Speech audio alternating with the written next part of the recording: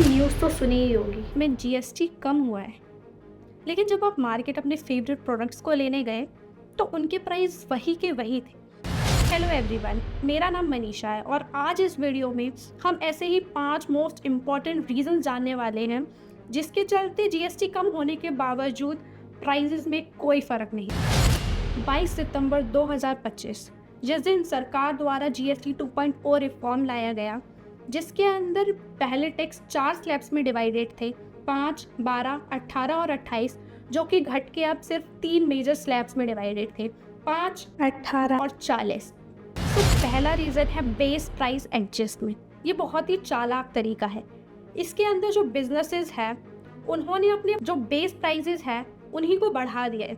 For example, अगर कोई product पहले 100 रुपये का था और उस पर 18% जीएसटी लगता था और वो कंज्यूमर को 118 रुपये का पड़ता था, लेकिन जीएसटी कम होने के बाद अब उस पर 5% जीएसटी लग रहा है, तो टेक्निकली तो वो 100 रुपये उस प्रोडक्ट का प्राइस और 5 रुपये जीएसटी, कंज्यूमर को वो 105 रुपये का पड़ना चाहिए था।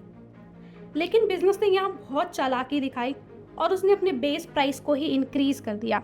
उसने अपने बेस प्राइस को 113 रुपये करके उस पर 5% जीएसटी लगा दिया और जिसके चलते अभी भी वो कंज्यूमर को 118 रुपये का ही पड़ रहा है। दूसरा रीज़न है साइकोलॉजिकल प्राइस एंकर, जिसमें most of the FMCG companies का ये कहना है कि अगर हम कोई चीज़ पहले 5 रुपये की बेचते थे और जीएसटी कम होने के बाद उसको हमें 4.70 में बेचना पड़ेगा, जो कि एक साइकोलॉजिकल प्राइस नहीं है। मैजिक प्राइस में बेचना कंज्यूमर को सेटिस्फेक्शन देता है, जैसे कि 5, 10, 15, 20। इसलिए जो एफएमसीजी कंपनीज हैं वो इस साइकोलॉजिकल सेटिस्फेक्शन मतलब मैजिक प्राइस को डिस्टर्ब करे बिना अपने प्रोडक्ट्स को सेल करना चाहते हैं। Third reason is middle man. Factory से सामान कंज्यूमर तक पहुंचने से पहले बीच में डिस्ट्रीब्यूटर्स और रिटेलर्स आते हैं। अगर फैक्ट्री से प्राइस प्रोडक्ट के कम हुए भी तो रिटेलर्स और डिस्ट्रीब्यूटर अपना प्रॉफिट मार्जिन बढ़ा लेते हैं और कंज्यूमर तक इसका एंड बेनिफिट नहीं पहुंच पाता। चौथा रीज़न है हाई इनपुट कॉस्ट। सरकार द्वारा जीएसटी कम करने से जो इन्फ्लेशन है वो बढ़ा है और जिसकी वजह से बिजनेसमैन को जो अपने इनपुट्स खरीदने होते थे उस पर उन्हें ज़्यादा टैक्स पे करना पड़ रहा है बिकॉज ऑफ इन्फ्लेशन। तो वो जो इन्फ्लेशन है वो अपनी जेब से ना देकर वो प्रोडक्ट पे उसको चार्ज कर रहे हैं और जो एट द एंड कंज्यूमर को पे करना पड़ रहा है और उसी प्राइसेस में कोई भी चेंजेस नहीं दिख रहा। The last and the most important reason is input tax credit trap.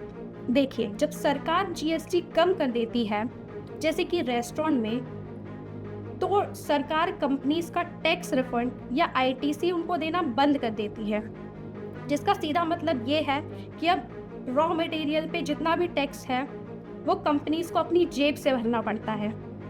इसलिए वो प्राइस को कम ना कर प्राइस को सेम रखते हैं ताकि उनकी पॉकेट पे कोई बर्डन ना पड़े। तो अब अगली बार अगर जीएसटी कम हो तो खुश मत होना, पहले ये ज़रूर जान लेना कि प्राइसेस कम हुए या उसका प्रॉफिट सिर्फ बिजनेसेस को हुआ। आपने अपने आसपास किसी प्रोडक्ट्स या सर्विसेज के प्राइस कम होते हुए देखे, और अगर देखे तो कमेंट डाउन बिलो। और ऐसी ही और इन्फॉर्मेटिव वीडियोस के लिए चैनल को सब्सक्राइब ज़रूर करें और वीडियो को लाइक